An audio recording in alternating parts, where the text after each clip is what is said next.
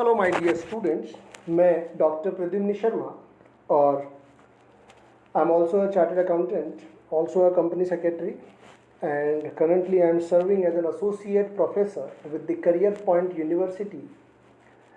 और हम लोग जो है वो इकोनॉमिक्स के बारे में डिस्कशन करेंगे। Have a discussion on the 11th standard economics.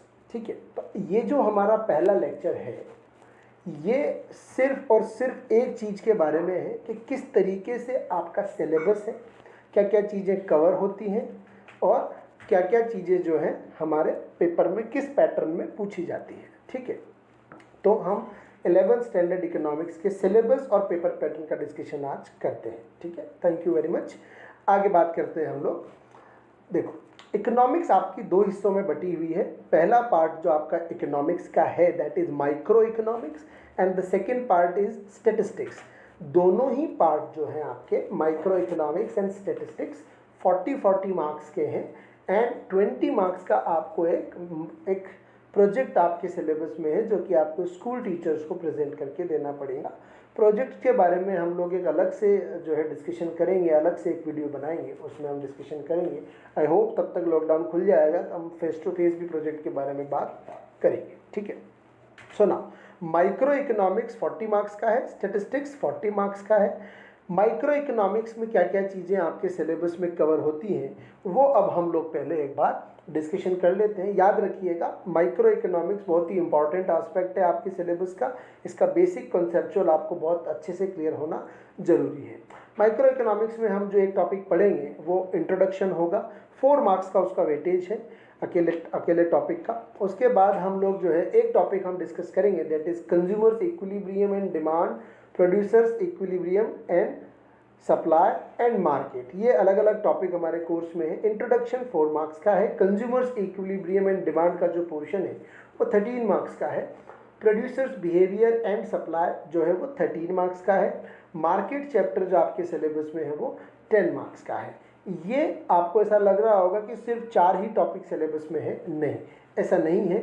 ये जो टॉपिक्स है ये फिर सब डिवाइडेड है, इनके अपने अपने खुद के अलग से टॉपिक है। जैसे मैं आपको फॉर एग्जांपल एक बताता हूँ, कंज्यूमर्स इक्विलिब्रियम वाला जो पोर्शन है, कंज्यूमर्स इक्विलिब्रियम वाला पोर्शन साथ में डिमांड वाला जो पोर्शन है, ये दो अलग अलग चैप्टर है। तो कंज्यूमर्स बिहेवियर एक अलग चैप्टर है, कंज्यूमर्स इक्विलिब्रियम एक अलग चैप्टर है, डिमांड एक अलग चैप्टर है, इलास्टिसिटी ऑफ डिमांड एक अलग चैप्टर है।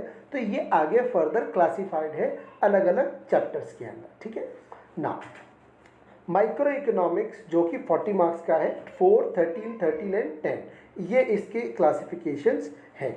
इसके बाद हम आगे बात करते हैं जो कि नेक्स्ट पोर्शन हमारा है दैट इज स्टैटिस्टिक्स। तो स्टैटिस्टिक्स के अंदर आप ये बात ध्यान रखिएगा कि स्टैटिस्टिक्स के अंदर भी आपको सिर्फ 2 ही टॉपिक क्लासिफाइड करके दिए हुए हैं, लेकिन उसके फिर अलग अलग पोर्शंस हैं। तो स्टैटिस्टिक्स के अंदर कलेक्शन, इंट्रोडक्शन, ऑर्गेनाइजिंग, ये एक टॉपिक है। Introduction, collection, organising and presentation of data, ये मोर और लेस थ्योरेटिकल टॉपिक है। इसके अंदर टेबुलेशन, फॉर्मिंग,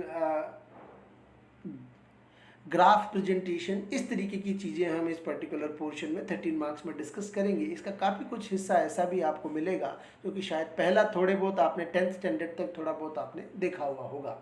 उसके बाद हम लोग स्टैटिस्टिकल टूल्स एंड इंटरप्रिटेशन वाले टॉपिक पे आएंगे जो कि 27 मार्क्स का पोर्शन है। ये भी आगे बहुत सारे अलग अलग हिस्सों में क्लासिफाइड है। जैसे मेजर्स ऑफ सेंट्रल टेंडेंसी हम इसके अंदर पढ़ेंगे, मेजर्स ऑफ डिस्पर्शन हम इसके अंदर डिस्कस करेंगे। कहने का मेरा मोटिव ये है कि आप सिर्फ इन 2 टॉपिक को 2 देख के रिलैक्स मत हो जाना, ये बहुत अलग अलग छोटे छोटे चैप्टर्स में बटे हुए हैं।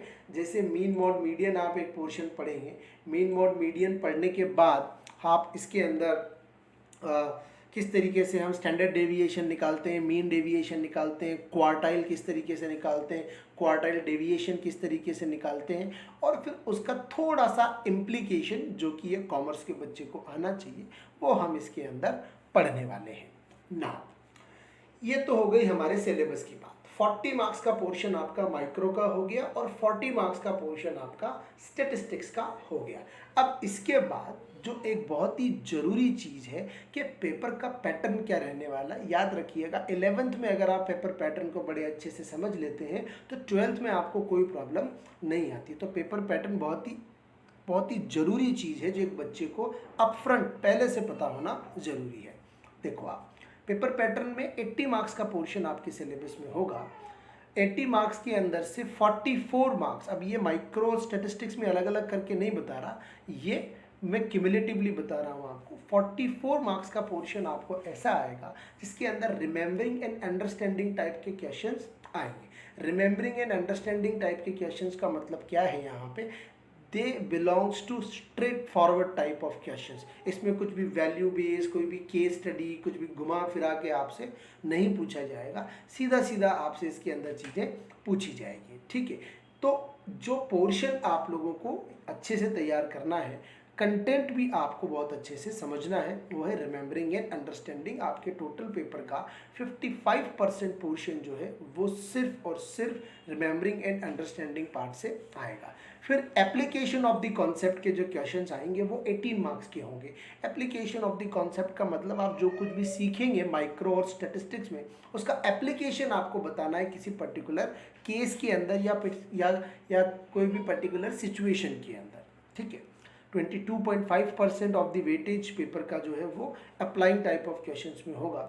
Then analysing, evaluating and creating, मतलब क्रिएटिव टाइप ऑफ जो क्वेश्चंस होंगे वो इसके अंदर कवर होंगे।